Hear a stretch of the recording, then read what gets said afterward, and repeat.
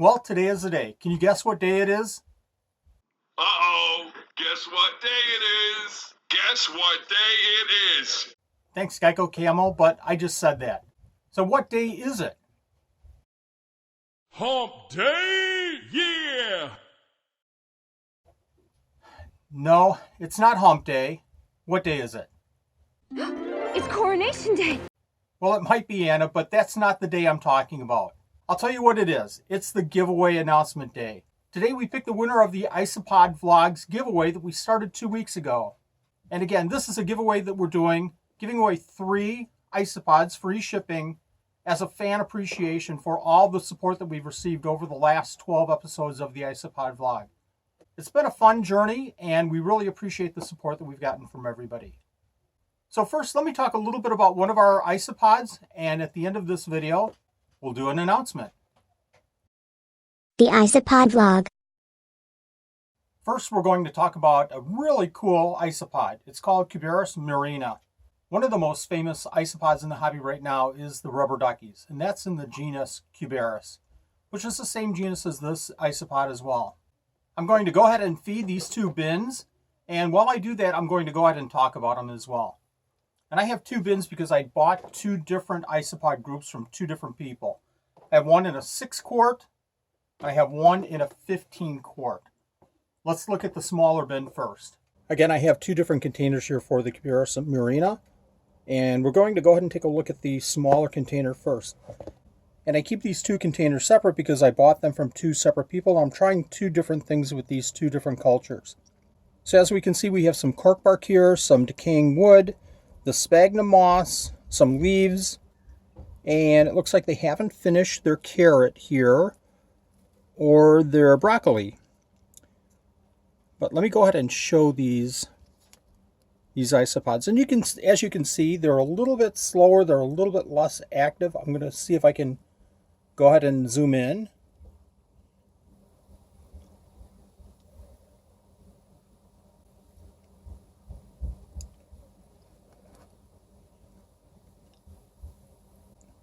This is an isopod that's found in North America. Quite a few reports come from them being found in Florida. It's an isopod that gets to be around about 1/2 inch or so. These are some adults here. And you can see from the size of my finger here, they're a smaller isopod. They have a really super unique body shape. They look like a little tank. Their color is a matte gray, but they do have a really cool sheen to them. Again, from an activity standpoint, I'd say that they're on a scale of 1 to 5. I'd say that they're probably about a 2. They tend to hide a lot. They don't burrow, but they do hide quite a bit under the cork bark. And sometimes what we'll do is we'll find them on the drier side, and sometimes we'll find them on the moister side. Let's go ahead and see if we have some more under another piece of wood.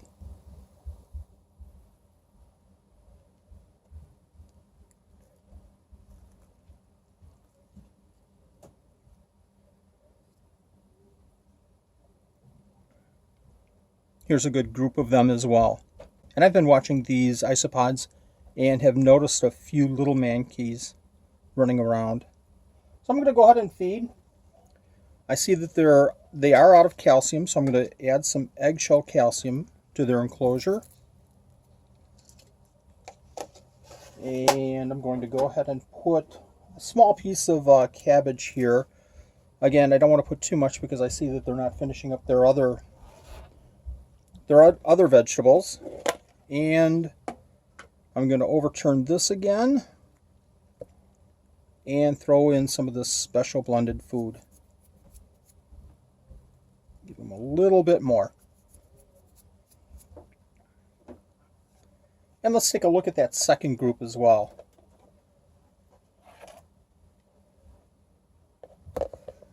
Here's the second group, and you can see this container has the 2 ventilation holes on top, and it has a ventilation hole on either end of the container. You can see that this one is a little bit bigger, but it also has a more specific dry and wet side here. And again, I have some of the sphagnum moss to hold in the moisture, but The isopods can choose between the very, very dry side and the wetter side. They do seem to like a little bit more ventilation. They can tolerate a little bit more moisture, and they can certainly tolerate a little bit more humidity. I don't really have the substrate too deep. It's probably about, I would say, 3/4 of an inch deep here. Again, they don't burrow, so it's not a necessity to have a very deep substrate.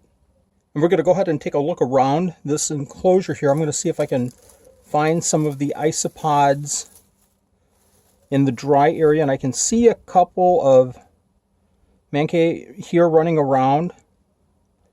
I don't know if we can get a real good view of that or not. See if we can zoom in on those little ones running around here.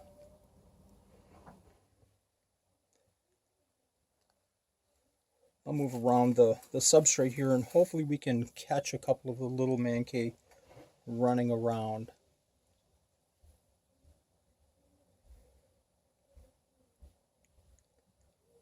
Let's go ahead and check the wetter side as well. Here's the piece of decaying wood, and it looks like we have a couple that are using the decaying wood. And let's take a look at that cork bark. And we have a good quantity. I'm going to show the substrate here real quick. And it looks like we have a number of smaller murina sitting around here. They scatter pretty quick. I'm going to put the cork bark back, and we're going to go ahead and feed. I'm going to grab some eggshells here, a piece of cabbage again, and I'll go ahead and throw in some of that special blended food. And again, I'm trying this special blended food out. We'll see how it works, and if it does work pretty well, I'll go ahead and let everybody know what I'm putting in this food. It's not a big secret. I just don't want to assume that this is going to work really super well. A couple of special notes about these Cubera marinas is that they are a really slow breeder. It took me probably about 4 or 5 months before I first started seeing some of my small babies running around these bins. They do have smaller broods, but it seems like the mancay are well established once they're born. And finally, they do have clutches of around 2 to 25, depending on the conditions of the enclosures and how you're keeping them. So this is a super cool little isopod. If you're not ready to make the dive into the rubber duckies, this is a great isopod to try out. See if you like them. Make sure that you have their conditions set up the right way, and then make that move over to the rubber duckies. And it's time for the giveaway. I hope you're as excited about this as I am. Again, I really want to thank everybody for all the support you've given the Isopod vlog to this point, and I really look forward to adding a lot of content in the future. I'm upstairs sitting in front of the computer, so let's go ahead and pick a winner. Okay, here we go with my computer screen. I'm going to see if I can do this one-handed as I hold the camera. I'm going to go ahead and click the link for the video. I'm going to come over to this site called YouTube Random Comment Picker. I'm going to go ahead and put in that comment. I'm sorry, that link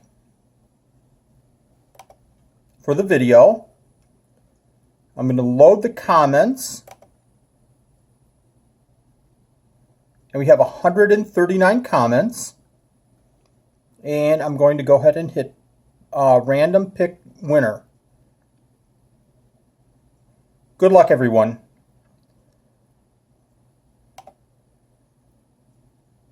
And we have a winner. Zach Miller, congratulations. I want to say again, I'm so thankful for the support of everybody on this channel. Zach Miller has been with us since day one and really has supported this channel above and beyond. So again, congratulations, Zach. Appreciate the support. I really appreciate everybody watching these videos and putting comments down below. And if you really like this content, go ahead and hit that like button, hit the notification, subscribe if you haven't already. Thank you again for watching. We'll see you next week, Isopod fans. Thank you again.